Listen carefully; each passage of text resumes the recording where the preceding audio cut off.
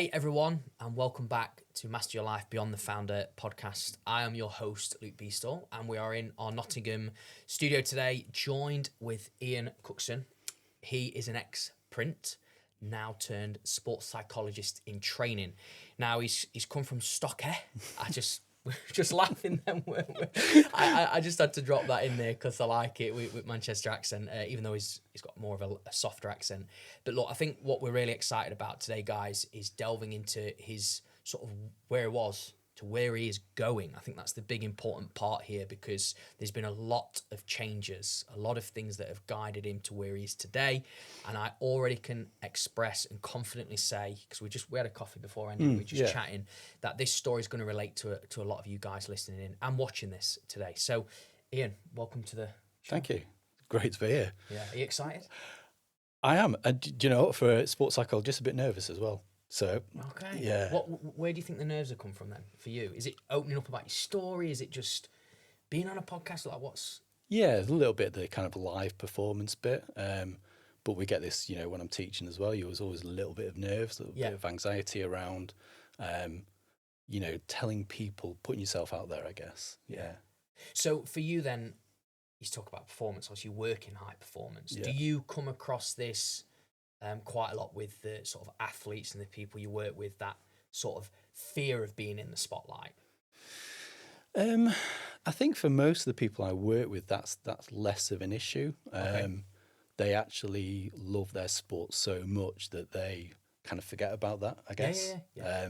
So it's less about that fear of being in the spotlight as so much other things around it, I think, that generate their kind of anxiety or performance-related issues. You're absolutely right. Obviously, I guess it's that sort of being in the moment, they're going to sort of forget about that. With you then, obviously, heading into the sports psychology in training, obviously you've been ex-print, which we've just spoken about. Where did this sort of light come from for you to go into this? Because it's like a different path completely. It is. I think because when I was younger, I loved sport. That was kind of the thing I really, really enjoyed, being active. But the kind of the I wouldn't call it a light, I'd call it a kind of a bit of dark, actually. Okay. I was made redundant. So I was working for printers that went into administration. I was made redundant 2 months before Christmas with 2 young children at home. So they were 5 and 3 at the time, my kids. And I think we said before, I was in Morrison's 2 months before Christmas, out of work, and felt a bit emotional, felt quite teary that, what am I going to do? How am I going to provide for my children? So I think that was the catalyst, the bump to go, I need to secure my future. I need to find something that I can do for another 20, 30 years, I guess. But what was coming up for you? Thank you for sharing that. We can go deeper into that as well. But what stopped you from not going for another print role and then looking at something different? What was inside to sort of... I think it's a good question, because I think the administration of that company, the redundancy, was because the industry itself was struggling. So they weren't making it. And saw what was coming down the line.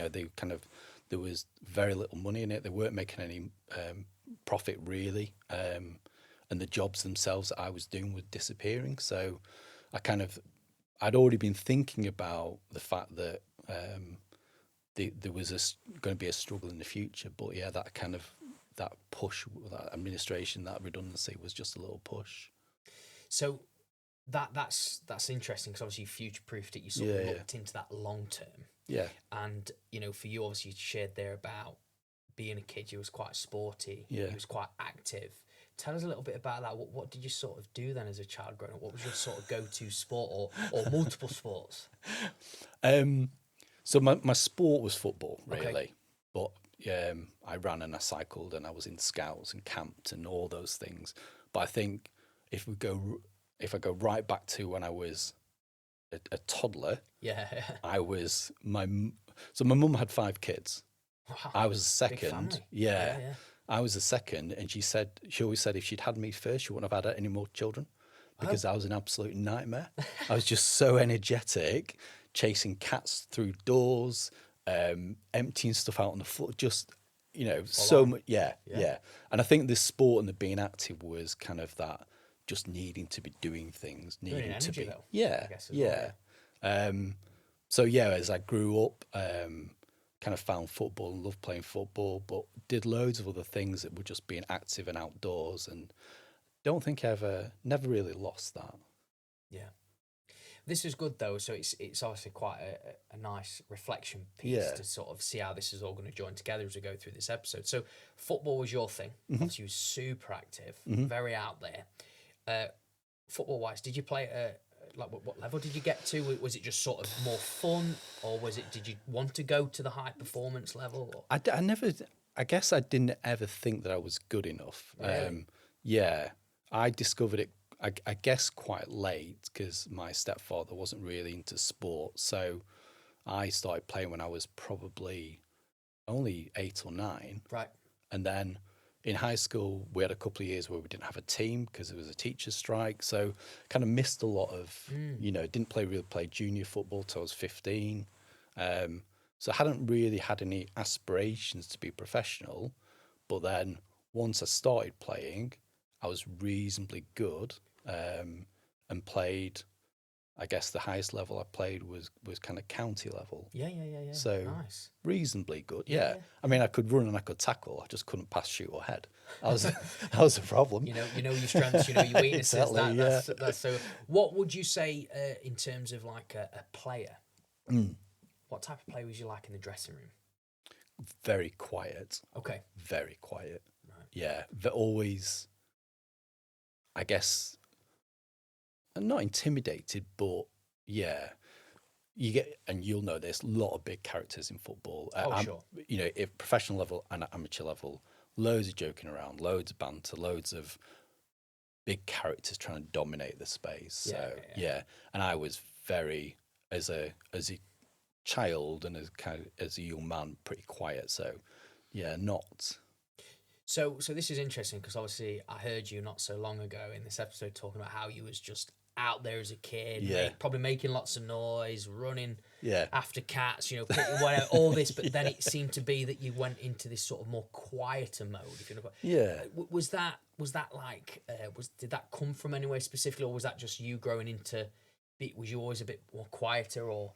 I think I was quiet, yeah. So the kind of the behaviours, the active behaviours Yeah. were kind of that, like you say, energy expenditure Yes. almost. But as a child, I was pretty quiet, really well behaved, good at school. Yeah. So I guess going into those environments where you got those big characters, that wasn't really struggled to feel comfortable in those, I think. Did you find like people within a change room that you could sort of have a bit of banter with and stuff like that, or did you find that really hard to be yourself because of those louder sort of ego characters? Yeah, I did find it hard. There's always, I think, within any group, with any team, there's always one or two that you connect with. Yeah. And I see that in some of the teams I work with now. There's always people you got along better with. Yeah, certainly in open age football, I was probably one of the quieter ones in those groups. Yeah.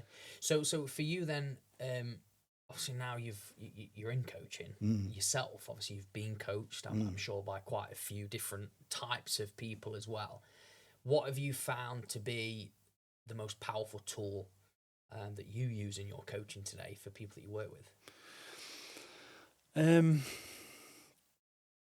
From my point of view as a practitioner, the two things are being empathic and compassionate, because a lot of people who come to me to work with me individually just haven't had anyone that's actually listened to them. Okay.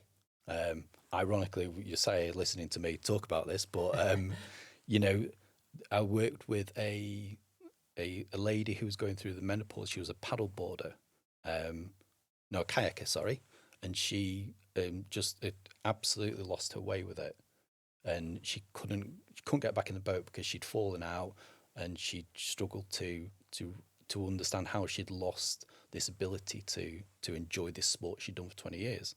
And just through having a couple of conversations and being that person that she could open up to and talk through this thing, she then went and kind of accepted that she wasn't going to do that anymore. So I think those as a practitioner, those are the skills that I think are the most powerful. And I think that relates to the thing I see is most commonly with everyone I work with is that relationships are probably key. You know, whether it's relationships with your teammates, with your parents, coaches, all affects how people feel about their sport and how in that environment. Yeah, I think this is really good. I want to go to that experience that you've just shared there with the kayaker. What did you sort of do, if you look at, like, if you can remember upon hindsight or reflection, that sort of helped her have that clarity on this is not for me sort of anymore? What was the tactic used or a skill that you used? Obviously, I know you've got compassion and empathy. Yeah. When she first, so there's a few bits to it, I guess. Yeah, of course. So when a client comes to you, you're trying to work out with them. You're doing what we call needs analysis. You're trying to work out what the thing is that they want to work on. Okay. So you're trying to decide what are your objectives, what is the presenting problem, and where we're going to go. And actually, through the conversations, I thought she wanted to get back in the boat. I thought she wanted to get back to kayaking. So, but it wasn't. It was actually, for her, it was actually accepting that she can't do that anymore and moving on. So the skill in those 2 sessions were just listening. They were just having a conversation. There was nothing deeply psychological. No. It was kind of informed by, we know that when people retire from sport, they struggle. We know that when people are injured, they struggle. And that's kind of where I thought she was going with it. I thought she was struggling with kind of the retirement, or leaving the sport, but wanted to get back to it. But through those, just being understanding and having that conversation, she was able to accept that, no, that's okay. I'm leaving that behind now. I'm not going to go and do these other things that are just as important to her. This is brilliant. And obviously, kudos to you as, you know, the coach, and obviously hearing her out, holding that space, that safe enough space for her to just find that clarity. And actually, probably, like, say you had that you could have heard that assumption that that's where she wants to go, but then actually through even just a couple of sessions, you've been able to find that, which I think is a skill in itself. So you said about compassion and empathy. I think these 2 things, I mean, I'm not sort of like trying to judge too much in the world today, are quite hard to come by with a lot of people. Did you have to build those skills, or do you feel like that's something that's always been there for you? And again, I'll go back to my mum. My mum said I was the most empathic of her children. So Really? I was the nightmare, but also the most empathic. I'm sure my brothers and sisters are going to be watching this going, no, he's not. But you know, the real you. He's an idiot. So I think I have that naturally. But I think also being relatively quiet and a little bit introverted, you do listen more. You don't always kind of weigh in with. But I also think I've never been particularly confident about myself. So you don't always think that your opinions are the most important or the most valuable. So you do. Where's that come from, though? Just want to that confidence piece. That's a good question, quite a deep question. I suspect. I mean, I've had lots of counselling in my time, and one of the things I explored with one of the counsellors was that my mum and dad divorced when I was quite young. Okay. And my stepdad was quite strict. And I think, and we moved around a lot as well because we were quite poor. So we moved houses quite a bit. So you're always kind of the new kid. So you always kind of felt out of place. You know, my dad had left. And then as I got older, like bereavements, my brother moved away. Just that constantly kind of feeling unsettled, I think. Right, okay. So I've, never felt, I guess, secure, I think is probably how we explored it. Yeah. I mean, that's understandable. You know, I mean, I can't imagine at such a young age as well having to, I mean, obviously you're a big family as well, you know, and then obviously that sort of divide and then being able to, you know, be yourself. So obviously, but I think just there about the introvert piece, like being a good listener, I think that's actually something I've heard quite a lot, actually, especially, but it's actually quite a unique skill to be able to unlock that with people that you work with in a one-to-one sort of space. So for you, obviously you're helping people actually build confidence to come to a decision or to a solution. What do you do to help build your confidence? I think there's a bit of actually we probably should go back to, because I only answered your question in part, I think, about those skills. Yeah, but yeah. Anyway, the confidence. I still feel, and again, my mum said this. So my mum retrained. She was after 5 kids, went and did her degree, became a solicitor, worked for an international law firm, and then was a chair of a hospital. And she still said she had imposter syndrome. Right. I think we all have it a little bit. Yeah, we do. Yeah. I think what I have discovered as I retrained and gone into teaching and started working with other people is it's very rare that you're going to feel confident. The trick is to, I guess, just be brave, be a little bit courageous, and put yourself out there and go and do it. Because otherwise you can't build that confidence. Because confidence isn't necessarily a trait that we have. It is something that we can build.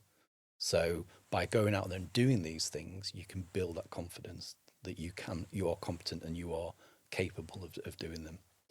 Yeah, I think that's so true, and I'm sure a lot of the audience, especially the sort of place where they are, will relate to that. Yeah. Sort of like because a lot of people ask that question, like, where do you build confidence? Because I don't feel I'm worthy enough. I don't feel like I'm good enough. Things that you already said earlier on, and it's very true where you just said there about it can be built, but it is that moment of sort of getting the reps in, probably putting yourself out there a little bit more. So obviously I can see already you've got a very strong relationship with your mum. Obviously I know we'd spoken about you training, she's gone and retrained. Tell us a little bit about your relationship with your mum. So this is a bit where I probably struggle and get emotional, because my mum and dad split when I was very young. So my mum was that constant, and she was very we laugh about it with my daughter, because I think my daughter's turning into my mum. Really? Oh yeah. All right. Very good taste, likes a glass of wine, but absolutely just no nonsense. You know, with 5 kids, you can imagine you couldn't. You've got to be straight up. Exactly. Yeah. Just like, if I say I'm struggling with this, my daughter looks at me like this. She goes, "Well, just do it." No bullshit. Yeah. And my mum was the same. She was very pragmatic. She had to be. Okay. So the relationship was really, I won't say functional, but she loved all the people around her. She loved her kids and she loved her grandkids. But yeah, she was more of a role model. We could see that you can achieve things by going out and just doing them and just getting on with them. So it was warm. And I'll say was because she died about 4 years ago, after a very short illness. So that again was another point in my life, the redundancy, and then that, and been other things where it's affected me quite deeply. And I had another bout of counselling after that, because she'd been that constant, and then after a very short illness, she died. Yeah. I'm obviously sorry to hear that, and obviously I can see she's been a massive part of your life and a role model, and someone obviously you'll always look up to. Yeah. If you're open to share it, that is. What was the illness when you said short-term illness? She had cancer. Oh, okay, right.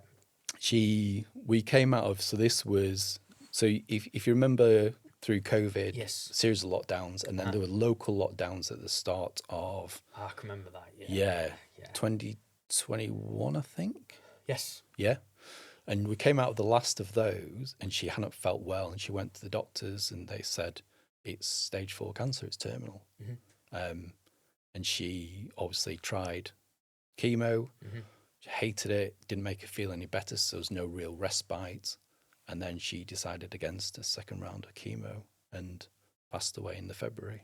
So from kind of May, June time through to, February, which is shocking, to be honest. Yeah, of course. And obviously for you, having somebody who's, like I said, been a role model throughout your life just sort of swiped away. Yeah.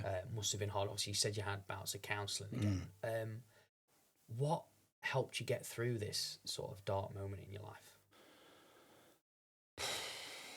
I don't think I'm through it. Okay. I'm better. Yeah, still a bit of a grieving process. Yeah. Yeah. I think what I really struggled with was because of COVID and because of restrictions in my Yes. family. I wasn't there in the last couple of days. Okay. But I think what got me through was a little bit of the counselling, which helped me understand that. And then, the support of my family, my wife and my kids. Yeah. I think we talked about We before about this, and this is, I think, has been another constant that has kind of sustained me through kind of my life. I think it's very, very vulnerable to share that as well. The fact how you feel, like you said, you wear your heart on your sleeve. Yeah. That's coming through definitely. I think that's where it sort of is a strength for you in what you do as well. That there's that safe space for people to sort of come through. Obviously, I appreciate the honesty about still the grieving part. You're not fully over it. Maybe you might not ever sort of fully get over it, but you're using it to your strength in what you're doing. Obviously, you've spoken about relationships quite heavily. In regards to building this path that you're wanting to go down now. You spoke about your wife as well, supporting you through it. You've spoken about two key parts in your life that really sort of, I guess, knocked you back in a way. Obviously, the loss of your mother and then the redundancy. So tell us a bit about like what got that like sort of driving you to go, I am going to start sports psychology and I'm going to, obviously in training and give back to people and help them. Again, it was that security of knowing I wanted to do something that secured my future and help protect my kids. Yeah. But also, I think there was a part of it is finding something that I really loved because, although I'd got into the print because I could draw and I was creative and I was good at it. I just found it stressful. It wasn't really enjoyable. Yeah. And so when I went back to thinking about that, and you think about the things that you love and you loved as a child, and it was sport, and it was kind of going, oh, hang on, I can take my characteristics, my personality, and who I am as a person, that empathic, listening person, and I can do it in sport. Hang on a minute. Yeah, full circle. Absolutely, yeah. So it was that kind of, I can help people and I can be in sport and I can be more true to myself and who I am, I think. So this is interesting because obviously print is very much like sort of behind the scenes. You're still creative, still expression. Yeah. But then you'd now have gone in something where you're a bit out there a little bit more. Remember you said it about introvert, like being a bit, quiet or the one sort of like listening. Yeah. But you are still listening in what you do, but you're also out there. How does that make you feel day to day, like having to put yourself out there more? Again, it goes back to the confidence thing. Yeah. So the more you do it, the more comfortable you become doing it. Yeah. I still, certainly teaching, but if I'm delivering workshops, there's still a little bit of that fear, a little bit of that anxiety and going and a little bit of sweating a little bit, because teaching is a performance. We don't just go and deliver and just talk. No. And I'm again doing another qualification around that because it's a skill and it's a skill you develop. So I think I still feel that fear, but I know that the more I do this thing, the more confident I'm going to become and more comfortable in that space. Yeah. Well, this is it. I mean, obviously you're fearing it, but you're still doing it anyway. Yeah. Regardless. And I think that's good how you just said teaching is a performance because there's things you have to obviously specifically cover and things you have to get across. Obviously, in probably what you do now when you have those moments when you're working with sport athletes that you're coming in at a bit of a, like I say, a space of it, you don't really know what the expectations are or what the deliverables are. It's very much like, yes, you've got an idea of what you want to help them with, but also you don't know what problem they're going to come to you with. So you have to be adaptable. Yeah, that is, and again, that kind of what we call needs analysis at the start of the relationship. It's thought of as something you do at the start to figure out what it is you're going to work on. But I've found the more I've talked to some of our master students about this, it's more of a circle for me. It never really goes away. You're constantly kind of iterating and kind of thinking about what these people are saying to you. Yeah. So you start with one problem, they go, it's this, I want to work on this. And then through the conversations, you actually uncover something a little bit deeper probably. So you might start with confidence, you might talk about psychological skills training, and then you kind of going, well, why aren't you confident? As you've just done with me, why aren't you confident? Where does that come from? Yeah. And you uncover these little clues and you kind of go, oh, right, so maybe we should be working on this instead then. So it's that kind of process of understanding that person a bit better. I think that's massive there, what you just said at the end, actually, in the sort of understanding the person better. I mean, you just spoke about the circle there. You know, you've done a full circle moment. You're obviously circling, looping around the feedback loop with a lot of people that you sort of have conversations with. There is something that I would be really insightful for us to hear from you, because a lot of the guys watching this and listen back are at a point where they've got sort of an itch. They want to scratch, you know, a real deep itch, but they're fearing it. Okay, they don't know if they've got confidence. They don't know if they can do it. And they don't know where to start. And obviously, you've been in that place where you weren't sure where to. Obviously, I know redundancy sort of kicked you. Sure. But what would you sort of? I don't want to say advice, but from your story, what would you say has sort of been the clarity, I guess, for you to sort of take that first step? What helped that? Well, there was a few different threads. I mean, we talked about this before, and so I have it in mind now. But I got a book and I read a book. I spoke to my auntie, who's a life coach. And we had conversations. Did a lot of online research. I did some psychometric tests online, and I thought I was going to go into something related to print, so marketing or web design, because that was the easiest thing to do, right? Yeah. And one of the things my auntie had said to me was, okay, if you had your time again, what would you do? I said, well, would have been a footballer. Easy. Every boy's dream. Yeah, dream job, really. I know. And then she said, okay, so could you do something that's working in sport in one of those areas? Could you work in marketing in sport? And I thought, oh, okay, that's a different way of looking at that problem. And then I did some psychometric tests and online. Wouldn't necessarily recommend that because I'm not sure how robust they are. Now I know what psychology actually is. Okay. But you did it anyway. You found something out. And it came back with my personality type as somebody who's you should be a priest. And I'm telling you now, when you said that to me when we was having coffee, I was like, you genuinely could be a priest, Ian, I swear down. I just think that's brilliant. The irony of being from Preston, which actually the original name was Priest's Town. Was it? Yeah. I didn't know that. Yeah. Okay. And we talked about British Sign Language as well, right? Yes, we did. Yeah, and the symbol for Preston is that. So priest. Oh. Yeah. I know. Yeah. So anyway, I wasn't going to be a priest. No. Way too. It weren't your thing. No. But related to that was things like counsellor, psychologist. Yes. And it was through a bit of the conversation with my auntie, bit of this psychometrics, bit of these are the roles, and then you kind of go, oh, hang on, there's sports psychology down here. What's that? Mm-hmm. That came up for you through those trial and error things. So taking a bit of this, a bit of this, a bit of that. That's interesting because I think obviously a lot of people probably would just try one thing maybe and then be like, still don't know what I'm doing. But you just gave it all a bit of a go. But obviously you tried online, you tried having conversations, and it brought something up for you.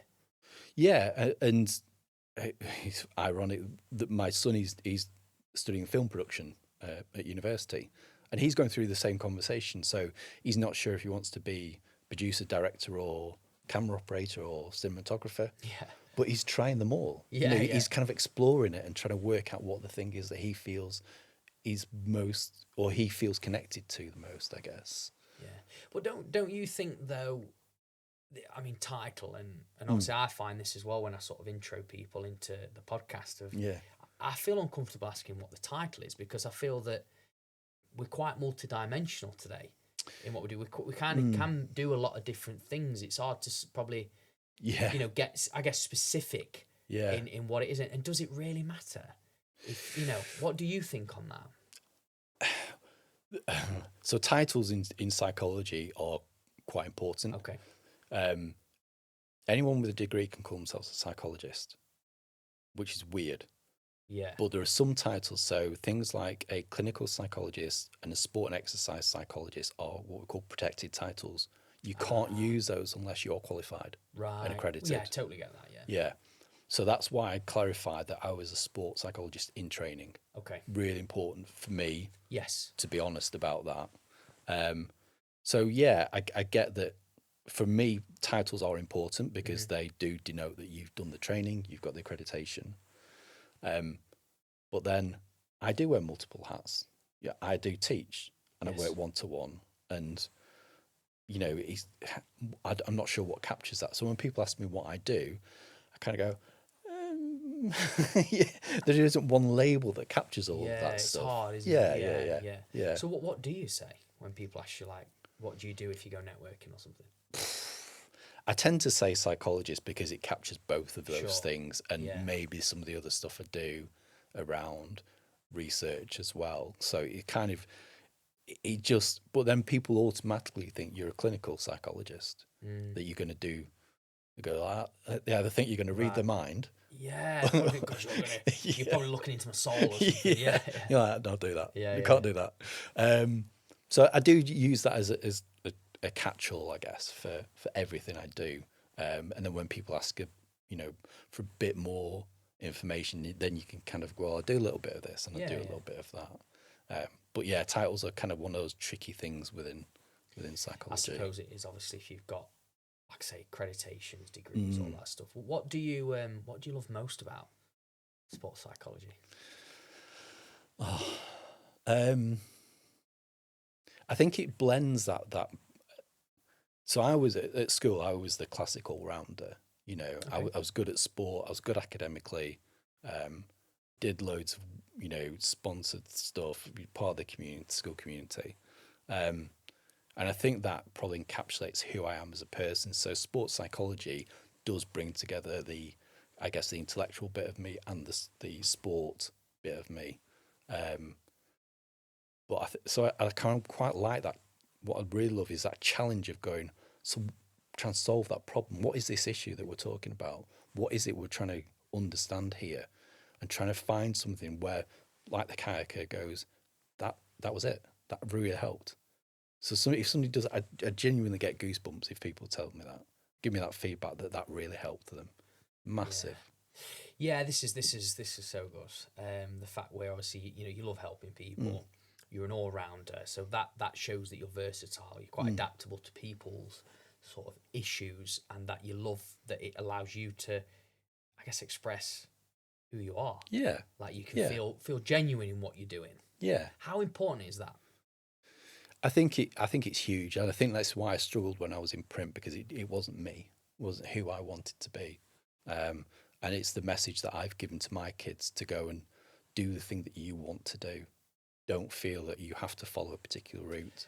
And so that's a great message. How long was you in print for? Great question. So reminiscing here. Nearly 30 years. 30 years. And when did that sort of like voice or feeling scream out to you that this is not what you want to do? Was it since the beginning, or was there a part now? No, I think it was probably after, I guess, maybe 7 or 8 years of you kind of applying for jobs and seeing the jobs disappearing a little bit and feeling very stressed because it was all deadlines. It's, up against deadlines. And certainly after I was made redundant, I got a temporary contract pretty quickly, but I was working for an organisation where it was high turnaround, a lot of pages, up against deadlines. You're working late, you're not seeing your kids, and kind of going, yeah, this just isn't for me. And dealing with, trying to run a team and dealing with kind of the wider organisation, it was just not what I wanted to do. So there was signals then. Yeah, obviously definitely. You said there about 7, 8 years, so that was like what, 20 odd years into the industry. So when things started to change, you started to then recognise. But 7, 8 years though was still carrying on. Obviously, I understand you was stepping into fatherhood. You had responsibilities.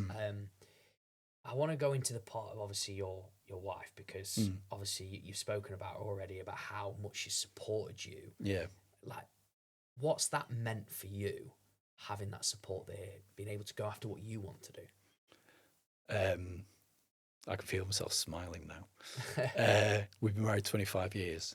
Oh, congratulations. Thank you. And she, just having somebody believe that you can do it, but also reminding yourself or reminding you that you've done it before so you can do it again. So, going through a degree to a master's to a PhD, you kind of go, you throw your hands up in the air, throwing papers around, can't do this, never going to get this finished. And she's going, you've done it before, get on with it. But also kind of just giving you that time and that space. She'd put the kids to bed so I could do 2 or 3 hours in the evening. Wow. Just, that's good. yeah. I'd go off to the library on a Saturday. So this was when I'm doing my degree. I remember it really clearly. But then even through my PhD, talking through things with her, because she didn't understand kind of the psychology of it, but I could say, does this make sense to you? And she'd spend time talking through that thing with me. So massively important that she was huge. And I've been doing retraining for 15 years or so. So all throughout that, she's been supportive. See, that they're things that people don't see or hear, right? Yeah. Like, yes, you can say I had a great supportive partner, wife, husband, but the fact that, like, just examples there, kids going to bed and giving you that couple of hours of not feeling guilty or like, because obviously you want to be a part of it, but just allowing you to do what you want to do. Same thing on the weekends, going to the library. And, obviously now you're sort of returning the favour. Yes, yeah. So you talked about this before. So my wife she's been a teacher. She's been a teacher all her career. And again, that pressure of kind of Ofsted wanted to do something that was more meaningful to her. And because she's hard of hearing, she has done a British Sign Language level 1. She's now doing level 2. And she's going to go back to university and do a master's to be a teacher of the deaf. Wow. And she's also, and she'll love the fact that we're talking about her, by the way. I'll go home and she'll go, did you mention me? Really? Yeah, and I'll say no, and then she can watch it. And she can watch it back. Yes, she was talking about me. Yeah, that's good. And she also won a bursary to pay for her fees. So she's not only kind of on the course, she's gone and won this bursary too. Fantastic. Yeah. But then again, she's somebody who's lived through this. So I guess for her, I'm not saying just she's earned it that way, but the fact that now she can give back to others that she understands, right? She's going to be able to know about it. That was part of the bursary application, actually. Was it? Yeah. What are you going to do? We're going to fund this for you. We're going to give you this money. Okay. So what are you going to do to give back? And she's going to go and work sent in schools where they assess kids. Right. She's going to do that work. She also started a hard of hearing club at the local church. So she, all the older people that are struggling with their hearing, they have a group where she gets together and talks to them, and helps them, supports them. So she's already doing that as the kind of person she is. She's very generous with her time. But yeah, having lived through it and knowing what struggle it's been, that those kind of lived experience mean it's really important to her that she goes and supports other people.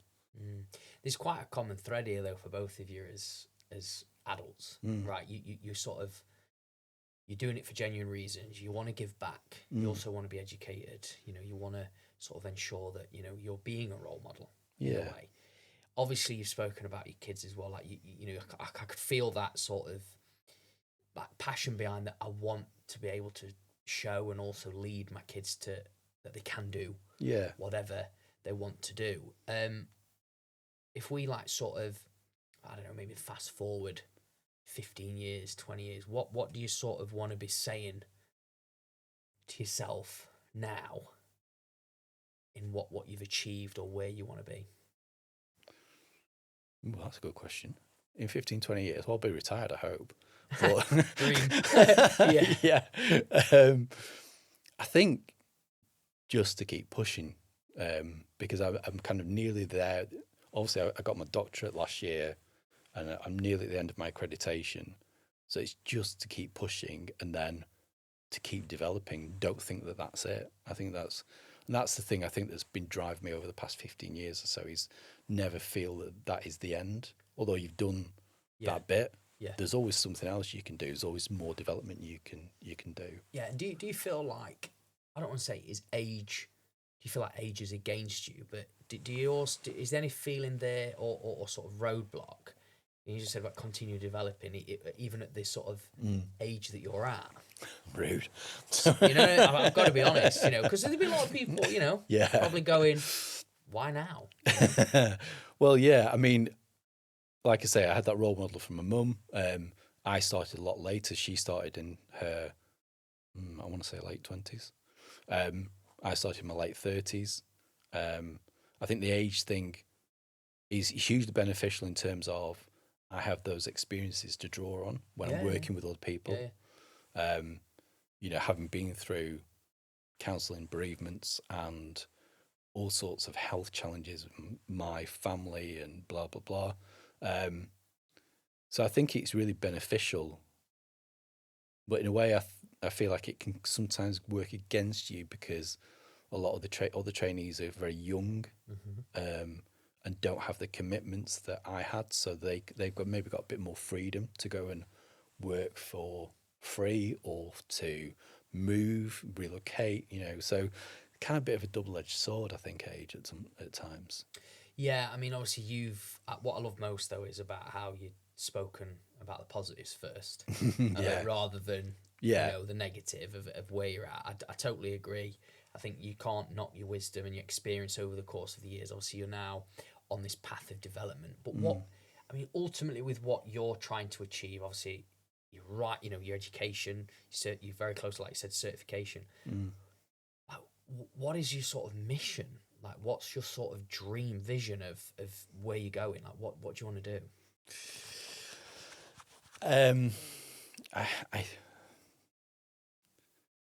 Well, I mean, the dream when I first started it was thinking I could be the Preston North End sports psychologist. Okay. Because being originally from Preston, that being my team, I was born in the front room of a terraced house just down the road from the ground. I wasn't born in hospital because that'd be way too easy, right? Mum went, nah, let's do it at home. It's fine. So I guess that's my dream role because they're my team. I think more broadly is to, you know, do some work in sport that I can say, yeah, I've had a hand in that. You know, I've been part of that, because being part of something, I think, really is that really human thing. You know, you're part of a bigger thing. I really felt that with the England amputee football team, the men's team, who I'm the psychologist for. We were at a competition out in Poland. I remember walking out onto the pitch with all the staff and the players for the ceremony, the award ceremony at the end, and thinking, this is unbelievable. What an experience this is to be out here as part of this group. And I think for me, that is, again, it's, you know, we talked about relationships quite a lot. Being part of that group is, I won't say it's the kind of the end for me, but it's kind of what I set out to be. You're a born team player, Ian. Yeah. You like that feeling of belonging, you know? Yeah. And obviously making a difference. Yeah. Is those two. So obviously for you, that's come through quite a lot in this episode, because relationships is team. You know, it's support, it's giving and receiving. Sort of thing. Love that obviously you was born in your front room. That was quite good. Making it hard, you know, challenging. Well, you did challenge your mum through life. Well, as yeah. You know, as a toddler, you know, it was all there. And obviously Preston North End being the sports psychologist, that'd be good, you know. That'd be your dream. That'd be great. And what's for you now then? What's next for you? What do you believe would be a good next step in your journey? I think I've got the next step. I'm very fortunate. I've been, again, built a relationship with another practitioner who's at a professional football club, and I think I've got some work for next season in their academy. Nice one. So that is going from, you know, the England amputee team, loads of one-to-one work, loads of workshops with junior teams, building that experience, and then that is the next step. And then hopefully building on that, I guess. One of the things I think I learned was and again, it's relationships, the power of relationships. These guys have been through unbelievable trauma. Some of their stories are, I'm quite embarrassed saying how I've struggled with this, that, and the other, because theirs is just, incredible.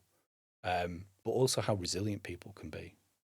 These guys are just, I mean, you played football and I played football at different levels, obviously. But these guys are just, I tried to play against them the other week and I got absolutely battered. They're just, Good. they're so good. Yeah. I've seen them score overhead kicks. I've seen them scoop balls into the top court. It's just unbelievable. So, yeah, I think just the resilience that somebody's, brutal sport. Because they have to play on crutches. Yeah, that's what I was thinking. Because obviously I know some of them have the legs, prosthetic legs. So for them on crutches, I mean, they must have serious upper body strength. Yeah, a lot of strength and conditioning goes into. Yeah. But yeah, the way their conditioning to get about the pitch for that length of time on crutches is unbelievable, and they're flat out as well. Really? Yeah. That must be so inspirational watching it from the sidelines. Yeah, it is. Yeah. With your work that you do, Mm-hmm. What's the hardest thing about it? What is something that you find that is just so tough, but then you also have to have that resilience to get through? I think there's probably two answers. I think we talked about one answer before, and something else has just struck me. So one is to get the work in the first place. Yes. So because a lot within sport, it's relationships about people trusting you to be able to come in and deliver. So the roles aren't, some roles, the big roles are advertised and you apply just as everyone would for a job. But quite often it's getting people in who and that's how I got the work with the amputees. That's how I've got the work in the League Two club, because they can trust you to come in and deliver. Mm-hmm. But I think the other bit,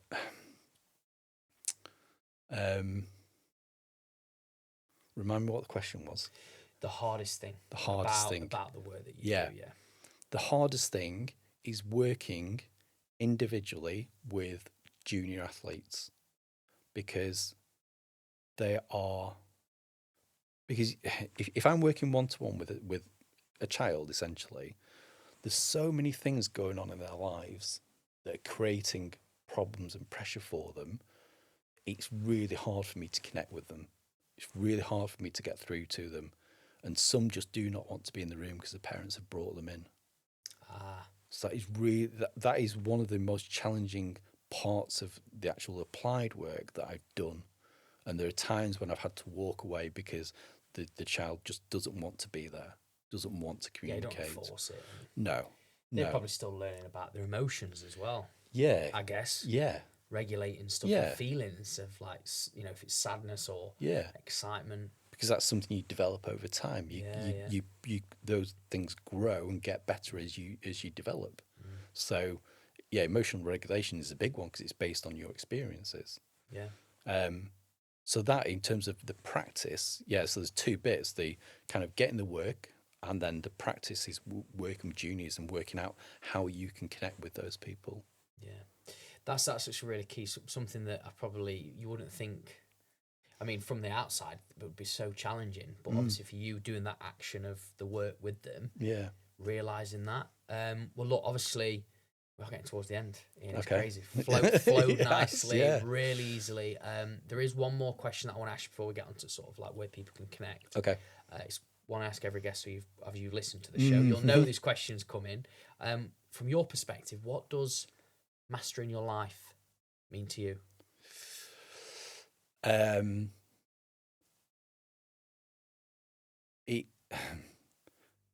It sounds really cheesy, sounds really corny, but it's about health, and it's about being outdoors. I'm very fortunate. I understand that I've worked hard to get into a role that I enjoy and doing work I enjoy and is meaningful to me. But having been through all the experiences I have been through, being outside with the dog in nature and being healthy, and that is, relation to my mum and my son as well, who struggled with his health. That is life. That is mastering life to me. You know, if you can be healthy and happy, then genuinely it's the most important thing. Yeah, brilliant. I like that. I think it's so obviously health. I mean, you're talking to the right person about that sort of thing. Exactly, If I'm being honest, I'm Yeah. literally like, yes, Ian, great Yeah. answer. But well, there's no right or wrong. It's your Yeah, perspective, of but course. still a great answer. Yeah. So if anyone's sort of watching this back or listening in today would love to sort of follow your journey or connect with you, or even, like you say, spark a conversation, where's the best place for them to go? Probably LinkedIn, to be honest with you. Yep. I do post on socials, so Instagram and Facebook sporadically. It's got less and less that actually, and more websites out there. But yeah, mainly LinkedIn, to be honest with you. Okay, brilliant. Yeah, well, like I say, we'll ensure that's there for people to click on the show notes, and most people will have LinkedIn and stuff like that. But look, final note from me, and Sam's behind the camera as well. It's been an absolute pleasure having you on the show today. I hope you enjoyed the experience. Amazing chat. Thank you. Thank you.